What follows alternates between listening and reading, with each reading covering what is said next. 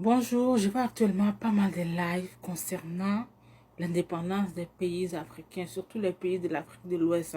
Je vais me focaliser sur ces pays-là parce que je viens de là et je n'ai pas étudié en politique. Donc du coup, je n'ai pas vraiment de connaissances précises en politique. Voilà. Il y a pas mal d'amalgames sur le sujet. Quand on parle d'indépendance là, indépendance. Je donne un exemple tout bête. Parce qu'on s'entend que plus de la moitié de la population en Afrique de l'Ouest n'est pas vraiment instruite. Quand je parle d'instruction, je ne parle pas seulement du fait d'aller à l'école, faire le primaire et tout.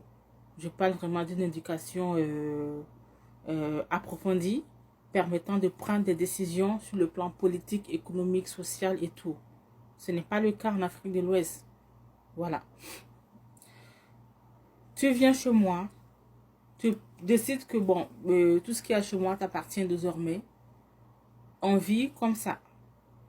Mais à force de me battre, tu te résignes un jour à retourner chez toi. Maître me fait signer des accords. Ces accords-là, ce sont les accords coloniaux en fait, que l'Afrique a signés, que nos anciens chefs d'État au temps de l'indépendance là ont signé avec les pays occidentaux. Et c'est ça qui nous pourrit la vie aujourd'hui en fait.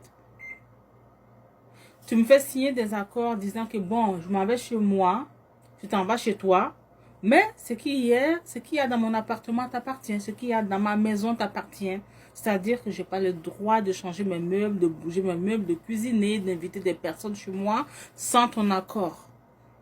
Est-ce ça de l'indépendance? Non, ce n'est pas de l'indépendance. Alors déjà, les pays africains, la Mali, Côte d'Ivoire, Ghana, Togo, Burkina, whatever, Sénégal. Arrêtez vos bêtises là de toujours, chaque année, au mois d'août là, c'est toujours au mois de juillet, août, fêter l'indépendance. Quelle indépendance? On n'est pas du tout indépendant. On n'est pas du tout indépendant. Arrêtez avec cette hypocrisie, ces conneries là et tout. C'est pas du tout de l'indépendance. Les accords, les 11 accords qui ont été signés là, il faut les abolir. Et il faut aussi arrêter de nous en prendre aux chefs d'État que nous avons. Dans un pays, le gouvernement représente combien de pourcents de la population? C'est à la population de s'activer pour le développement d'un pays d'abord. C'est pas au gouvernement.